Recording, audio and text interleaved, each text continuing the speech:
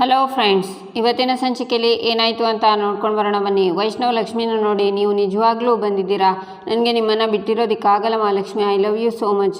ಆದರೆ ನೀವು ಹೀಗೆ ಮಾಡ್ತೀರಾ ಅಂತ ನಾನು ಅಂದ್ಕೊಂಡಿರಲಿಲ್ಲ, ಯಾಕೆ ಹೀಗೆ ಮಾಡಿದ್ರಿ ಅಂತಾನೆ. ಸಾರಿ ರೀ ಅಂತಾಳೆ ಲಕ್ಷ್ಮಿ. ವೈಷ್ಣವ್ ಲಕ್ಷ್ಮಿನ ಗಟ್ಟಿಯಾಗಿ ತಪ್ಕೋತಾನೆ, ಇಬ್ಬರು ಡ್ಯಾನ್ಸ್ ಮಾಡ್ತಾರೆ. ಆಗ ಲಕ್ಷ್ಮಿ ಅಲ್ಲಿರಲ್ಲ, ಎಲ್ಲ ಬರೀ ಮೋಸ ಅಂತ ವೈಷ್ಣವ್ ಮತ್ತೆ ಬಂದು ಗಿಟಾರ್ನ ನುಡಿಸೋಕೆ ಶುರು ಮಾಡ್ತಾನೆ.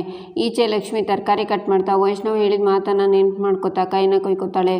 ವೈಷ್ಣವ್ ಅಂತಾಳೆ. ಈಚೆ ವೈಷ್ಣವ್, ಇಲ್ಲಿ ವೈಷ್ಣವ್ಗೂ ಬೆರಳು ನೋವಾಗುತ್ತೆ. ಇವತ್ತು ಬೆರಳು ಕಟ್ಟಾಗಿದ್ದಲ್ಲ, ಮನಸ್ಸು ಮುರಿದೋಗಿದ್ದು ಒಂದು ಗೊತ್ತಾಗ್ತಿಲ್ಲ ಅಂತ ಕೈನ ನೋಡ್ತಾನೆ ವೈಷ್ಣವ್. ಈಚೆ ಅಂಕಿತ್ ಸಿಕ್ಕಾಕೊಂಡ, ಏನು ಆಗಬಾರ್ದು ಅಂತ ಅಂದ್ಕೊಂಡಿದ್ನೋ ಅದೇ ಆಯಿತು ದೇವ್ರೆ, ನೀನಿಲ್ಲ, ಇನ್ನೊಂದು ಹೆಂಗಪ್ಪ ತಪ್ಪಿಸ್ಕೊಳ್ಳೋದು ಅಂತ ಯೋಚನೆ ಮಾಡ್ತಾನೆ. ನಿನಗೊಂದು ಕತೆ ಹೇಳಲ್ಲ ಅಂಕಿತ್ ಅಂತಾಳೆ ಕೀರ್ತಿ. ಅದು ನನಗೆ ಕೆಲಸ ಇದೆ, ಅರ್ಜೆಂಟಲ್ಲಿ ಹೋಗ್ತಿದ್ದೀನಿ ಅಂತಾನೆ ಅಂಕಿತ್. ಎಲ್ಲರೂ ಕೆಲಸ ಅಂದರೆ ನನ್ನ ಜೊತೆ ಯಾರು ಆಟ ಆಡೋದು, ನನ್ನ ಕತೆ ಯಾರು ಕೇಳೋದು ಅಂತಾಳೆ ಕೀರ್ತಿ.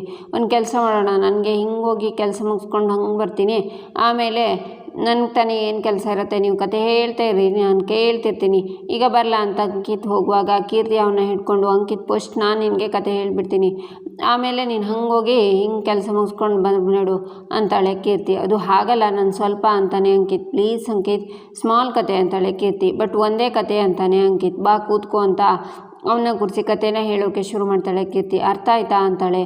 ನನಗೇನು ಗೊತ್ತಾಗ್ತಿಲ್ಲ ಅಂತಾನೆ ಅಂಕಿತ್. ಅಯ್ಯೋ ದಡ್ಡ, ರಾಜ ವೈಶ್ಯ ರಾಣಿ ಲಚ್ಚಿ ಅಂತಾಳೆ ಕೀರ್ತಿ. ಹೋ ಹಾಗೆ ಸರಿ, ಆ ಪಾಪು ಯಾರು ಅಂತಾನೆ ಅಂಕಿತ್. ನಾನೇ ಅಂತಾಳೆ ಕೀರ್ತಿ. ಹಾಂ, ನೀವೇನು ಹೇಳೋಕೆ ಹೊರಟಿದ್ದೀರಾ ಈ ಸ್ಟೋರಿನಲ್ಲಿ ಅಂತಾನೆ ಅಂಕಿತ್. ಈಗ ವೈಶ್ ಲಚ್ಚಿ ಒಬ್ರಿಗೊಬ್ರು ಮಾತಾಡ್ತಿಲ್ಲ, ಅದಕ್ಕೆ ಲಚ್ಚಿ ಸ್ಯಾಡ್ ಆಗಿದ್ದಾಳೆ. ಅದರಿಂದ ನನಗೆಷ್ಟು ಬೇಜಾರಾಗ್ತಿದೆ ಗೊತ್ತಾ, ಅವರಿಬ್ಬರನ್ನ ಒಂದು ಮಾಡಬೇಕು, ಆಗ ಅವರಿಬ್ಬರು ಹ್ಯಾಪಿ ಆಗಿರ್ಬೋದು, ನಾನು ಹ್ಯಾಪಿ ಆಗಿರ್ಬೋದು ಅಂತಾಳೆ ಕೀರ್ತಿ. ಏನು ನೀವು ಅವರಿಬ್ಬರನ್ನ ಒಂದು ಮಾಡೋಕೆ ನೋಡ್ತಿದ್ದೀರಾ, ನನಗೆ ನಂಬೋಕ್ಕಾಗ್ತಿಲ್ಲ. ಒಂದು ಟೈಮಲ್ಲಿ ಅವರಿಬ್ಬರನ್ನ ದೂರ ಮಾಡೋಕೆ ನೋಡ್ತಿದ್ರಿ ನೀವು ಅಂತಾನೆ ಅಂಕಿತ್. ನಾನಾ ಅಂತಾಳೆ ಕೀರ್ತಿ. ಈಚೆ ಕಾರುಣ್ಯ, ಲಕ್ಷ್ಮಿ ಏನಾಯಿತು, ಅಯ್ಯೋ ರಕ್ತ ಬರ್ತಿದೆಯಲ್ಲ ಲಕ್ಷ್ಮಿ, ಏನು ಮಾಡ್ಕೊಂಡೆ ನೀನು ಅಂತಾರೆ.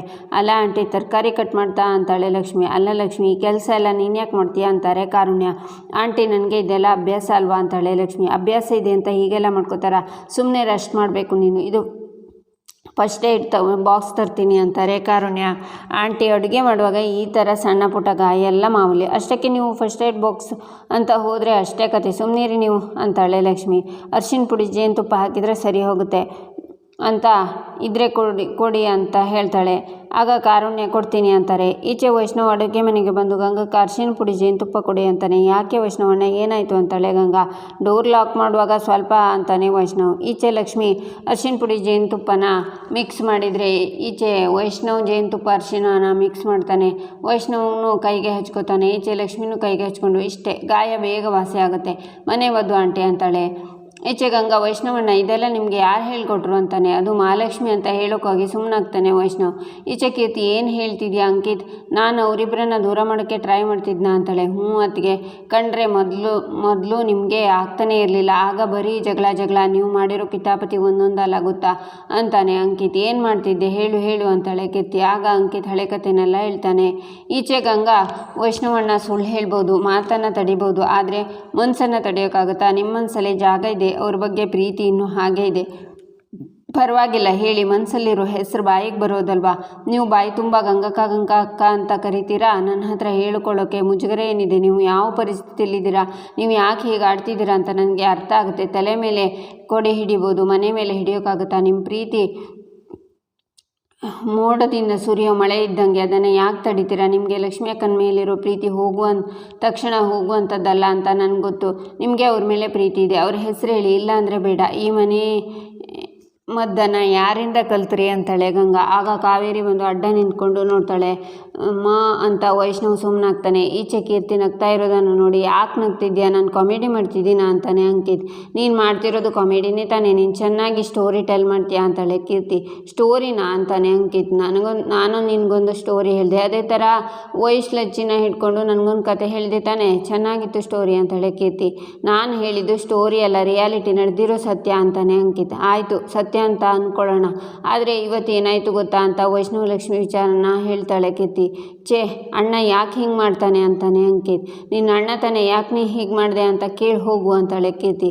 ನಾನು ಕೇಳಿದರೆ ಪಕ್ಕದಲ್ಲಿ ಕೂರಿಸ್ಕೊಂಡು ಎಲ್ಲಿ ಹೇಳ್ತಾನ, ನೀನಿನ್ನು ಚಿಕ್ಕ ಹುಡುಗ ಅಂತ ಬೈದು ಕಳಿಸ್ತಾನೆ. ಸರಿ ನಾನು ಹೊರಡ್ತೀನಿ ಅಂತಾನೆ ಅಂಕಿತ್. ಲಚ್ಚಿ ಪಾಪ ಅವಳು ಹ್ಯಾಪಿ ಆಗಿರಬೇಕು ಅಂತಾಳೆ ಕೀರ್ತಿ.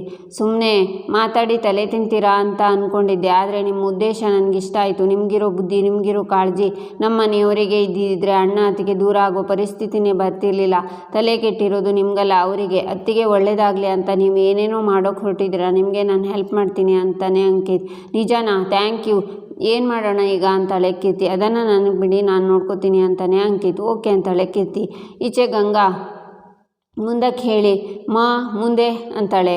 ಗಂಗಕ್ಕ ಇನ್ನೊಂದು ಸಲ ಅವ್ರ ಹೆಸರು ತೆಗಿಬಿಡಿ, ನನಗಿಷ್ಟ ಆಗಲ್ಲ ಅಂತ ತಿರುಗಿ ಅಮ್ಮನ ನೋಡಿ, ನೀನು ಯಾವಾಗ ಬಂದೆ ಅಮ್ಮ ಅಂತಾನೆ ವೈಷ್ಣವ್. ನಾನು ಸರಿಯಾದ ಟೈಮ್ಗೆ ಬಂದೆ ಅಂತಾಳೆ ಕಾವೇರಿ. ಅಂದರೆ ಅಂತಾನೆ ವೈಷ್ಣವ್. ನೀನು ಹೊರಡ್ತಿದ್ಯಲ್ಲ ಆ ಟೈಮ್ಗೆ ಬಂದೆ ಅಂತ ಹೇಳ್ತಾಳೆ ಕಾವೇರಿ. ಬಿಸಿನೀರು ಬೇಕಿತ್ತು ಅದಕ್ಕೆ ಬಂದಿದ್ದೆ, ನಿನ್ಗೆ ಆಮೇಲೆ ಸಿಗ್ತೀನಿ ಅಂತ ವೈಷ್ಣವ್ ಹೋಗ್ತಾನೆ. ಗಂಗಾ ಕಾವೇರಿನ ನೋಡಿ ಹೆದರ್ಕೋತಾ, ನಿಮಗೆ ಬಿಸಿನೀರು ಬೇಕಿತ್ತಾ ಅಂತಾಳೆ. ಎಷ್ಟು ಜನಕ್ಕೆ ಎಷ್ಟು ನೀರು ಕುಡಿಸಿಲ್ಲ ನಾನು, ನನಗೆ ನೀರು ಕುಡ್ಸೋಕ್ಕೆ ನೋಡ್ತಿದ್ಯಾ ಅಂತಾಳೆ ಕಾವೇರಿ. ಹಾಗಲ್ಲ ಕಾವೇರಮ್ಮ, ಅಡುಗೆ ಮನೆಗೆ ಬಂದ್ರಲ್ಲ ಅದಕ್ಕೆ ಕೇಳಿದೆ ಅಂತಾಳೆ ಗಂಗಾ. ಮುಚ್ಚು ಬಾಯಿ, ನನ್ನ ಮಗನ ಎಲ್ಲ ಮರೆತು ದೂರ ಹೋಗಬೇಕು ಅಂತಿದ್ದಾನೆ. ನಿನಗೇನಷ್ಟು ಕಾಳಜಿ ಆ ಮನೆ ಹಾಳಿ ಮೇಲೆ? ಇನ್ನೊಂದು ಸಲ ಲಕ್ಷ್ಮಿ ಅನ್ನೋ ಹೆಸರು ನಿನ್ನ ಬಾಯಿಂದ ಕೇಳಿಸ್ತಾ ಅಂತಾರೆ ಕಾವೇರಿ. ಸಾರಿ ಕಾವೇರಿ ಅಮ್ಮ ಅಂತಾಳೆ ಗಂಗಾ. ನನ್ನ ಮಗನ ಮನಸ್ಸಲ್ಲಿ ಆ ಲಕ್ಷ್ಮಿ ಇಲ್ಲ ಅನ್ನೋದು ಕನ್ಫರ್ಮ್ ಆಯಿತು. ಇನ್ಯಾವತ್ತೂ ಅವಳು ವಾಪಸ್ ಬರದೇ ಇರೋ ಥರ ನಾನು ನೋಡ್ಕೋಬೇಕು ಅಂತ ಯೋಚನೆ ಮಾಡ್ತಾಳೆ ಕಾವೇರಿ. ಈಚೆ ಲಕ್ಷ್ಮಿ ಗೊಂಬೆ ಹತ್ರ ರಾಣಿ ಮುಂದೆ ಏನು ಮಾಡಬೇಕು ಅಂತಲೇ ಗೊತ್ತಾಗ್ತಿಲ್ಲ. ಎಷ್ಟು ದಿನ ಅಂತ ನಾನು ಇಲ್ಲಿರಲಿ? ಎಷ್ಟು ದಿನ ಇದ್ದರೂ ಅವ್ರು ಹೋಗು ಅಂತ ಹೇಳಲ್ಲ, ಆದರೂ ಎಷ್ಟು ದಿನ ಇರಲಿ? ನಾನು ವೈಷ್ಣವರ ಹತ್ರ ಮಾತಾಡೋಕ್ಕೆ ಪ್ರಯತ್ನ ಪಟ್ಟೆ, ಏನಾಯಿತು ಅಂತ ನಿನಗೆ ಗೊತ್ತಲ್ವಾ? ಅವ್ರು ನನ್ನ ಮೇಲೆ ನಂಬಿಕೆ ಇಲ್ಲ ಅಂತ ಹೇಳಿದಾಗ ತುಂಬ ಬೇಜಾರಾಯಿತು. ಆದರೂ ಒಂದು ಸಲ ಪ್ರಯತ್ನ ಪಡ್ಬೋದು ಅಂತ ಹೋದೆ, ಅಲ್ಲೂ ಬೇಜಾರಾಯಿತು. ಹೇಳು ರಾಣಿ, ಇವಾಗ ನಾನು ಏನು ಮಾಡಲಿ ಅಂತಾಳೆ. ಆಗ ಸುಪ್ರೀತಾ ಬಂದು ಅದನ್ನು ನಾನು ಹೇಳ್ತೀನಿ ಅಂತಾಳೆ. ಚಿಕ್ಕಮ್ಮ ಬನ್ನಿ, ನೀವು ನನ್ನ ನೋಡೋದಕ್ಕೆ ಬರೋದೇ ಇಲ್ವೇನೋ ಅಂತ ಅಂದ್ಕೊಂಡಿದ್ದೆ ಅಂತಾಳೆ ಲಕ್ಷ್ಮಿ. ಹೌದು, ಆ ಮನೆ ತುಂಬ ದೂರ ಇದೆ ನೋಡು, ನನಗೆ ಬರೋದಕ್ಕೆ ಕಷ್ಟ ಆಯಿತು. ಏನು ಹೇಳ್ತೀಯ ನೋಡು ಅಂತಾಳೆ ಸುಪ್ರೀತಾ. ಮನೆ ದೂರದಲ್ಲಿ ಇಲ್ಲದೇ ಇರ್ಬೋದು, ಆದರೆ ಮನಸ್ಸುಗಳು ದೂರ ಆದರೆ ಕಷ್ಟ ಅಲ್ವ ಚಿಕ್ಕಮ್ಮ? ನಿಮಗೆ ಆ ಮನೆ ಇಲ್ಲಿಂದ ಎಷ್ಟು ದೂರನೋ ವೈಷ್ಣವ್ ಅವರಿಗೂ ಅಷ್ಟೇ ದೂರ, ಆದರೆ ಅವರು ಮನಸ್ಸಿಂದ ನನ್ನ ದೂರ ಮಾಡಿಬಿಟ್ಟಿದ್ದಾರೆ. ಈ ಎಲ್ಲ ಸಮಸ್ಯೆಗೆ ಏನು ಪರಿಹಾರ ಅಂತ ನನಗೆ ಅರ್ಥ ಆಗ್ತಿಲ್ಲ ಚಿಕ್ಕಮ್ಮ ಅಂತಾಳೆ ಲಕ್ಷ್ಮಿ. ಸಮಸ್ಯೆಗೆ ಪರಿಹಾರ ನನಗೆ ಗೊತ್ತು ಅಂತಾಳೆ ಸುಪ್ರೀತಾ. ಏನು ಅಂತಾಳೆ ಲಕ್ಷ್ಮಿ. ಆಗ ಕೀರ್ತಿ ಅಲ್ಲಿಗೆ ಬರ್ತಾಳೆ. ಬಂದ್ಯಾ? ಪರ್ಫೆಕ್ಟ್ ಟೈಮ್ಗೆ ಬಂದೆ. ನಿನ್ನ ಸಮಸ್ಯೆಗೆ ಪರಿಹಾರ ಇವಳಿಂದ ನಿನ್ನಿಂದ ಅವಳನ್ನು ದೂರ ಇಡೋದು, ಆವಾಗ ಎಲ್ಲ ಸಮಸ್ಯೆನೂ ತಾನಾಗೆ ಪರಿಹಾರ ಆಗುತ್ತೆ ಅಂತಾಳೆ ಸುಪ್ರೀತಾ. ಚಿಕ್ಕಮ್ಮ ಪ್ಲೀಸ್ ಅಂತಾಳೆ ಲಕ್ಷ್ಮಿ. ಏನು ಪ್ಲೀಸ್? ಅರ್ಥ ಆಗ್ತಾ ಇಲ್ವಾ ನಿನಗೆ? ನಿನ್ನೆಲ್ಲ ಸಮಸ್ಯೆಗೂ ಕಾರಣ ಇವಳೇ ಅಂತಾಳೆ ಸುಪ್ರೀತಾ. ಈಚೆ ಚಿಂಗಾರಿ ಬಾಳೆಹಣ್ಣನ್ನು ತಿಂತ, ಯಾವನು ಎಸೆಯೋಕ್ಕೆ ಹೋಗಿದ್ದು ಫೋನಿಗೆ ಫೋನ್ ಮಾಡಿಬಿಟ್ಟು ದುಡ್ಡು ಕೊಡ್ತೀನಿ ಅಂದ, ಇನ್ನೂ ಕಾಲ್ ಮಾಡಿಲ್ಲ. ಇನ್ನೊಂದು ದಿನ ಈ ಫೋನ್ನ ಇಟ್ಕೊಂಡು ನೋಡೋಣ. ಅಕೌಂಟಲ್ಲಿ ಇದ್ದಿದ್ದು ದುಡ್ಡೆಲ್ಲ ಹಾಕಿ ಒಂದು ಒಳ್ಳೆ ಫೋನ್ ತೊಗೊಂಡೆ. ಈ ಕೈಯಲ್ಲಿ ತಗೊಂಡೆ, ಈ ಕೈನಲ್ಲಿ ಕಳ್ಕೊಂಡೆ. ಬರೋ ದುಡ್ಡಿಂದ ಈ ಕೈಯಲ್ಲಿ ತಗೊಂಡು ಈ ಗುಜರಿ ಫೋನ್ನ ಈ ಕೈಯಿಂದ ಬಿಸಾಕಬೇಕು. ಆಗೆಲ್ಲ ಕ್ಲಿಯರ್, ಪ್ರಾಬ್ಲಮ್ ಇರಲ್ಲ. ಒಂದು ದಿನ ತಾನೇ ಕಾಯೋಣ ಅಂತಾಳೆ ಚಿಂಗಾರಿ. ಆಗ ಗಂಗಾ ಬಂದು, ಏಯ್ ಸುಬ್ಬಿ, ನೀನು ಹೀಗೆ ಮಾಡ್ತೀಯ ಅಂತ ಅಂದ್ಕೊಂಡಿರಲಿಲ್ಲ ಅಂತಾಳೆ. ಈಚೆ ಲಕ್ಷ್ಮಿ, ನನ್ನ ಸಮಸ್ಯೆಗಳಿಗೆ ಕೀರ್ತಿ ಹೇಗೆ ಕಾರಣ ಆಗ್ತಾರೆ? ಹಾಗೆ ನೋಡೋಕೋದ್ರೆ ಅವರೇ ನಮ್ಮಿಬ್ಬರ ಮಧ್ಯೆ ಸಿಕ್ಕಾಕೊಂಡು ಬಲಿಪಶು ಆಗ್ತಿದ್ದಾರೆ ಅಂತಾಳೆ. ಹೌದು, ಬಲಿಪಶು. ಅವಳು ಆಡ್ತಿರೋ ಆಟಕ್ಕೆ ನೀನು ಬಲಿಪಶು ಆಗ್ತಿದ್ಯಾ, ಅರ್ಥ ಮಾಡ್ಕೊ. ನೀನು ಅಂದ್ಕೊಂಡಷ್ಟು ಈಸಿ ಇಲ್ಲ ಅವಳು ಅಂತಾಳೆ ಸುಪ್ರೀತಾ. ಯಾಕೆ ಯಾವಾಗಲೂ ಅವಳ ಮೇಲೆ ಅನುಮಾನ ಪಡ್ತೀರಾ? ಕೀರ್ತಿ ಮೊದಲು ಗೆ ಸಮಸ್ಯೆಗಳನ್ನು ಕೊಡ್ತಾ ಇದ್ರು, ಹಾಗಂತ ಈ ಪರಿಸ್ಥಿತಿನಲ್ಲಿ ಅನುಮಾನ ಪಡೋಕ್ಕಾಗತ್ತಾ ಚಿಕ್ಕಮ್ಮ ಅಂತಾಳೆ ಲಕ್ಷ್ಮಿ. ಈಗಲೂ ನಿನಗೆ ಅನುಮಾನ ಅನ್ನಿಸ್ತಿದ್ಯಾ? ಇವಳಿಗೆ ಬೇಕಾದಾಗ ಸ್ವಿಚ್ ಆನ್ ಮಾಡ್ತಾಳೆ, ಬೇಡದೇ ಇರುವಾಗ ಸ್ವಿಚ್ ಆಫ್ ಆಗ್ತಾಳೆ ಅಂತೆಲ್ಲ ಸುಪ್ರೀತಾ ಹೇಳಿದಾಗ, ಅವ್ರ ಪರಿಸ್ಥಿತಿ ನನಗೆ ಮಾತ್ರ ಗೊತ್ತು ಚಿಕ್ಕಮ್ಮ ಅಂತಾಳೆ ಲಕ್ಷ್ಮಿ. ಆಗ ಸುಪ್ರೀತಾ ಕೀರ್ತಿಗೆ ಬೈತಾಳೆ. ಚಿಕ್ಕಮ್ಮ ಸುಮ್ಮನೆ ಕೀರ್ತಿಗೆ ಬೈಬೇಡಿ, ನಿಜ ಯಾವುದು ಆ್ಯಕ್ಟಿಂಗ್ ಯಾವುದು ಅಂತ ಗೊತ್ತಾಗದೇ ಇರೋ ದೊಡ್ಡಿ ನಾನಲ್ಲ. ಅತ್ತೆ ಮಾಡ್ತಿದ್ದಾರಲ್ಲ ಅದು ಆ್ಯಕ್ಟಿಂಗ್, ಆದರೆ ನಾನೇನು ಮಾಡೋಕ್ಕಾಗ್ತಿಲ್ಲ. ಕೀರ್ತಿ ಪರಿಸ್ಥಿತಿ ಸುಳಿಲಿ ಸಿಕ್ಕಾಕೊಂಡಿದ್ದಾಳೆ ಅಂತಾಳೆ ಲಕ್ಷ್ಮಿ. ಏನು ಕೀರ್ತಿ, ಇದಕ್ಕೆಲ್ಲ ನೀನೇ ಕಾರಣ, ಇದನ್ನು ಬಗೆಹರಿಸೋದಕ್ಕೂ ನೀನೇ ಏನಾದರೂ ಮಾಡಬೇಕು ಅಂತ ಸುಪ್ರೀತಾ ಹೇಳ್ತಾಳೆ. ಆಗ ಆಂಟಿ ಲಚ್ಚಿ ಅಂತ ಲೆಟರ್ನ ಲಕ್ಷ್ಮಿಗೆ ಕೊಡ್ತಾಳೆ ಕೀರ್ತಿ. ಅದನ್ನು ಲಕ್ಷ್ಮಿ ಓದ್ತಾಳೆ. ಈಚೆ ಅಂಕಿತ್ ಒಂದು ಲೆಟರ್ನ ವೈಷ್ಣವ್ಗೆ ಕೊಡ್ತಾನೆ. ಅದರಲ್ಲಿ ಲಕ್ಷ್ಮಿ, ನಾವು ಮಾತಾಡೋಣ, ಇವತ್ತು ಮೀಟ್ ಮಾಡೋಣ ಅಂತೆಲ್ಲ ಹೇಳಿರೋದನ್ನು ಓದಿ. ಇಷ್ಟೆಲ್ಲ ಆದಮೇಲೆ ಮಹಾಲಕ್ಷ್ಮಿ ನನ್ನ ಮೀಟ್ ಮಾಡಬೇಕು ಅಂತ ಯಾಕೆ ಅನ್ಕೋತಾಳೆ? ಮಹಾಲಕ್ಷ್ಮಿ ತುಂಬ ಸ್ವಾಭಿಮಾನಿ ಅಂತ ಗೊತ್ತು.